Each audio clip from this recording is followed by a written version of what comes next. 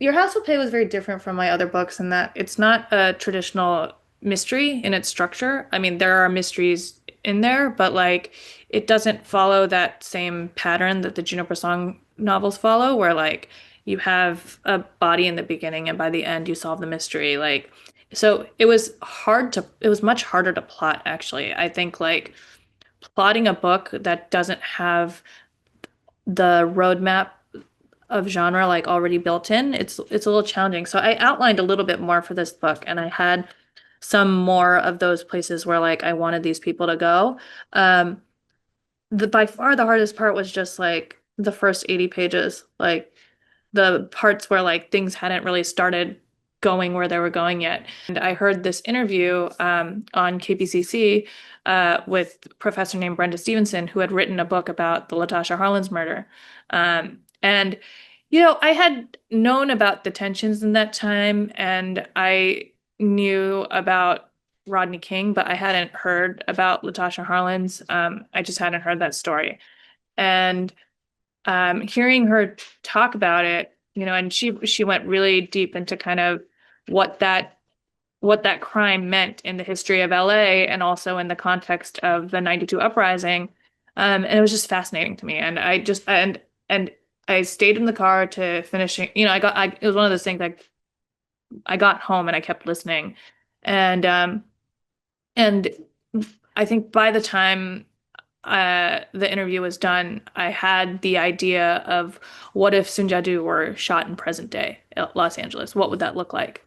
And that was kind of the seed of the book, you know. There was a part where she talked about how there was a woman in South LA who was suspected of being Sunjadu come back and open up a business, and there was backlash against this woman, and then there was backlash to the backlash because it wasn't actually her. um and so that got me thinking like, okay, like here's this person who got away with murder and then disappeared into that broader landscape of Los Angeles. Like what happens if she comes back onto the map? And that's the only time when I've had a book idea like that where like I had it immediately and I kind of followed it all the way through. But that's where it came from. The first thing I wrote was kind of a short story for an anthology called Asian Pulp that was about a character like Grace and a character like Miriam, who these two sisters whose mother committed a murder that she got away with in the early 90s. Um, One sister knows about it and the other sister doesn't. And the short story was about the moment when the younger sister found out. Um, and that was kind of an experiment to see like, does this have legs?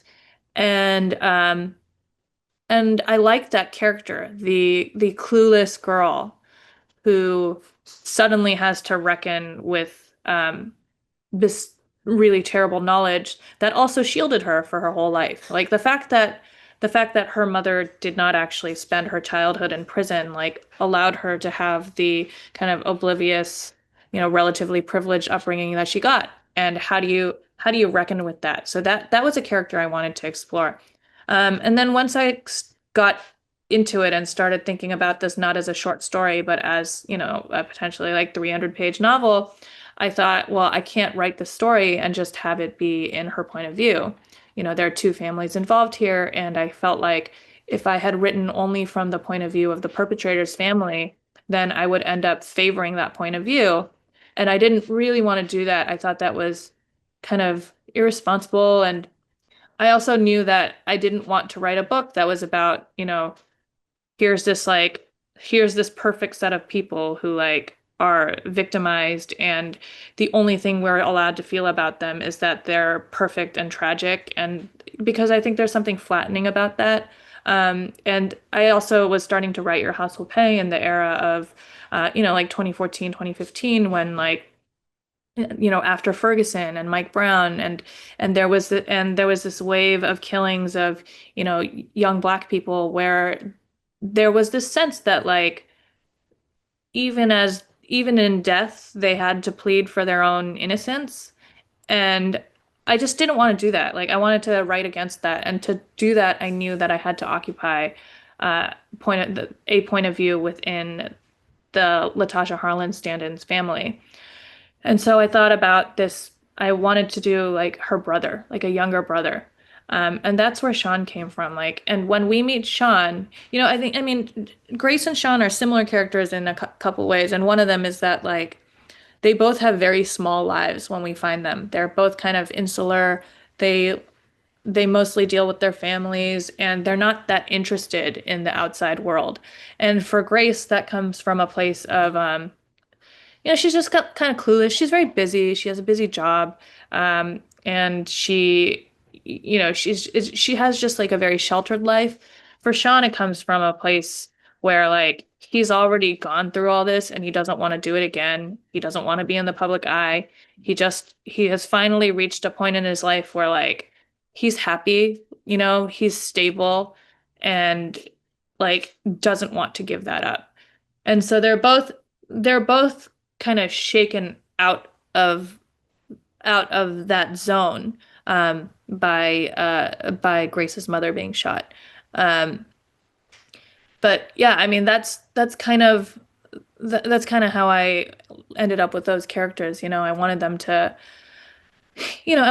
to be forced into this story. I think the book is a lot about like how the decision of whether like your personal life intertwines with politics as we think of politics is not it's not really a choice, and so I wanted to write a story where like the headlines kind of find them and they have to deal with it. The project of this book was to kind of take a large a large headline making event and really approach it from this domestic level.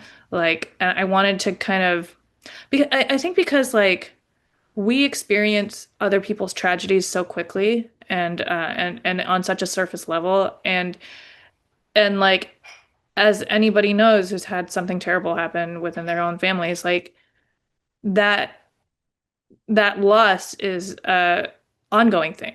It's a permanent thing.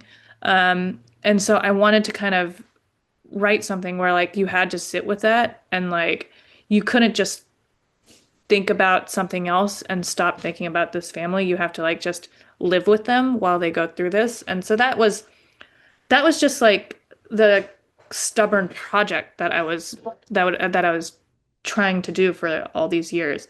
And then the actual details of it, once I made the decision that I was going to live with these people, I had to make their world seem real, and that's just a lot of work. It's like populating them in a way that feels authentic. And I don't even mean culturally authentic. I just mean like when you read a book or you watch a show and like there's just details that have the texture of real life. Like I just wanted to kind of get that in there, So I mean, like the pharmacy, for example, it's like I just knew that like I hadn't read a book with a pharmacist as the protagonist. I knew there's all kind of gack. There's like it's a lifestyle that is not that familiar to most people. So there were a lot of specifics that would help anchor her in a physical environment.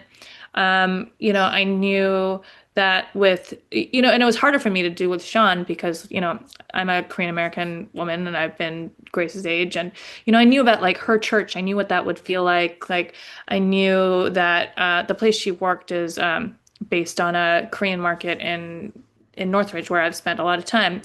For Sean's side, it took a little longer to do that, but it's still the same thing where like you just grab details and you kind of make things as specific as possible.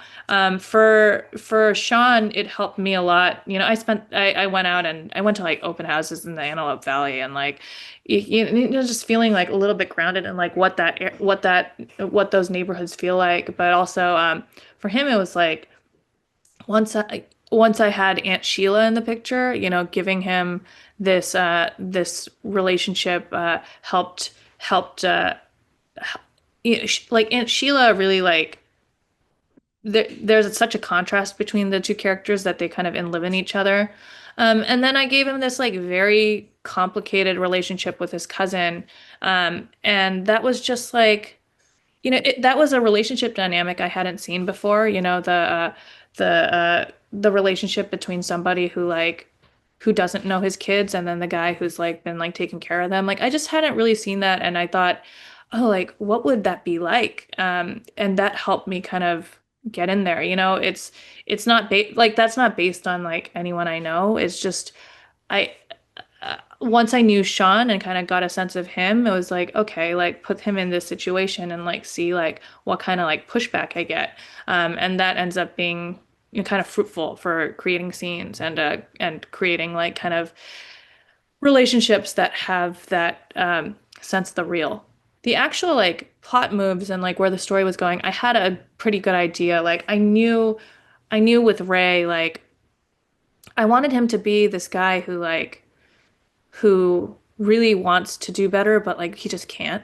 And it's so much easier to like fall into bad habits and like it's like it's awkward for him to be around his own children, and so he just doesn't spend time with them. And like I wanted, and I kept thinking like, okay, where would that go?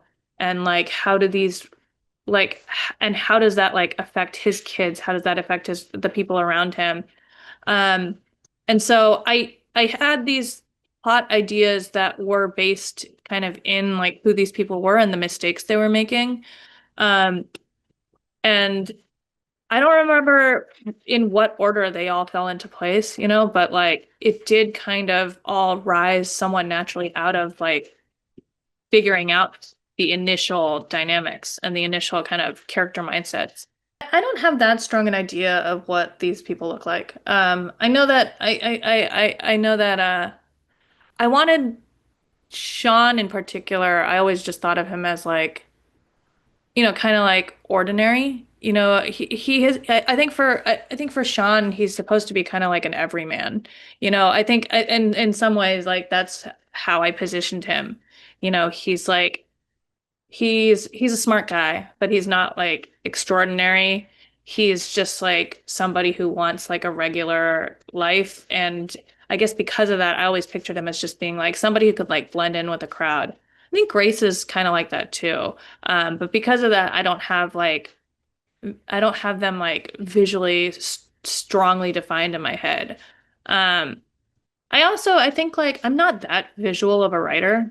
I mean, it's something I write TV now, and so like I have to like try for that, and it's a different muscle. Like that's not like what comes naturally to me. I feel like there are some writers who think in terms of like, okay, what are we looking at? That's not my first instinct at all.